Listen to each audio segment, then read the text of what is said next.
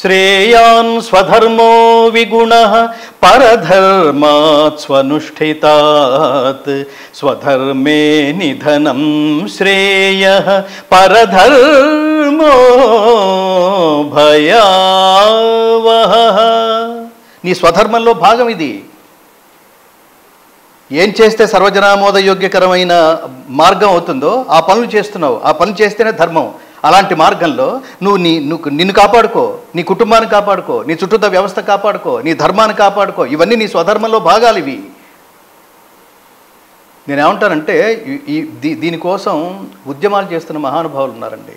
విజయవాడ సమీపంలో కమలానంద భారతీ స్వామి, ఆయన పాపం మీరు ఎంత కష్టపడుతున్నారో వారు అంత కష్టపడుతున్నారు. అలాగే అమెరికాలో వెలగపూడి ప్రకాశ్రావు గారు ఈ దేవాలయాల్ని ప్రభుత్వాల దీంట్లోంచి విడిపించాలని ఆ జీర్ణ దేవాలయాలు, ఆక్యుపై అవుతున్న దేవాలయాలు, కబ్జాకి గురవుతున్న దేవాలయాలు, వీటన్నిటి మీద ఆయన కూడా చాలా రీసెర్చ్గా ఆయన చేసే ప్రయత్నం ఏదో నేనేమంటానంటే అక్కడక్కడక్కడక్కడ ఎక్కడో చెదిరిపోయిన విత్తనాల్లాగా కాకుండా ఒక సంఘటితమై హిందువులందరూ సంఘటితమైతే ఏది జరిగినా రోడ్డు మీదకి వీళ్ళు వేలల్లో వచ్చేస్తారా, ఇతర మతాల్లాగా రోడ్ల మీదకి వేలల్లో వచ్చేస్తారా, వీళ్ళని తట్టుకోవడం కష్టం అనే స్థితికి హిందువులు ఎదగాలని కోరుకుంటున్నాం ప్రాథమికంగా. ఇందాక మీ ఐడియాలజీ కూడా అదే, మీ ఆలోచన కూడా అదే. మీరు అడిగిన ప్రశ్నలో అసలు ముందు ఆ చుట్టూతో ఉన్న భక్తులు ఏం చేస్తున్నారు? నేను ఇందాక చెప్తే ఒక మాట ఉన్నా, పిఠాపురంలో 24 విగ్రహాలు కూలగొడితే ఇక్కడి నుంచి లింగలింగం అంటూ ఒక ఇద్దరు వెళ్ళి అక్కడ ప్రెస్ మీట్ పెట్టారండి. లోకల్లో ఉన్న హిందువులు చచ్చిపోయారా, బతికున్నారా అని అడుగుతున్నా నేను.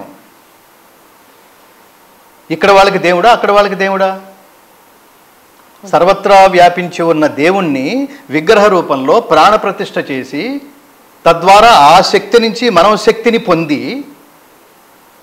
రోజు మీరు పూజాది కర్మల ద్వారా చేసే దానికి రోజు రోజుకి పెంచబడే శక్తి తిరిగి ఊరిని అనుగ్రహిస్తుంది. అది దాని నుంచి నువ్వు తిరిగి మళ్ళీ ఈ శక్తుల్ని మళ్ళీ నీ కోసం ఉపయోగించకుండా తిరిగి సమాజం ఉపయోగపడితే అలా సమాజం బాగుంటుంది, హిందూ సమాజం బాగుంటుంది. అందుకనే జాగోరే నిద్రలే.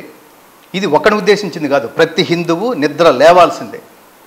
నేను హెచ్ఎంటీవీని ఏం కోరుకుంటున్నానంటే ప్రతి హిందువు నిద్ర లేచేంత వరకు ఈ కార్యక్రమం ఇది ఒక్కటే కాదు తల్లి. ఇది మీరు ఈ ముందు తెలంగాణ రాష్ట్రం, తర్వాత మీరు ఆంధ్ర మీద కూడా కన్ను వేయండి, ఆంధ్ర రాష్ట్రం మీద కూడా కన్ను వేయండి. మీ వ్యవస్థ కూడా పెరిగితే మీరు వ్యక్తిగత స్థాయిలో కాకుండా మీరు వ్యవస్థలాగా రూపొందితే ఈ పక్కన తమిళనాడుకు వెళ్ళండి, ఇతర ప్రాంతాలకు వెళ్ళండి, ఎక్కడెక్కడ అక్కడ ఆంధ్రాలో మనకి తెలంగాణలో యమునా పాఠక్ గారు అని ఒక ఆవిడ ఉంది. మన దేవాలయాలకు సంబంధించి ఆవిడకి ఏదైనా కంప్లైంట్ చేస్తే మనకి ఏదైనా సొల్యూషన్ దొరుకుతుందేమో హెచ్ఎంఈ టీవీ ద్వారా అని ఇతర రాష్ట్రాలు కూడా దీని మీద ప్రభావం చూపించే స్థాయికి ఈ కార్యక్రమం ఎదగాలని మనస్ఫూర్తిగా కోరుకుంటున్నాను.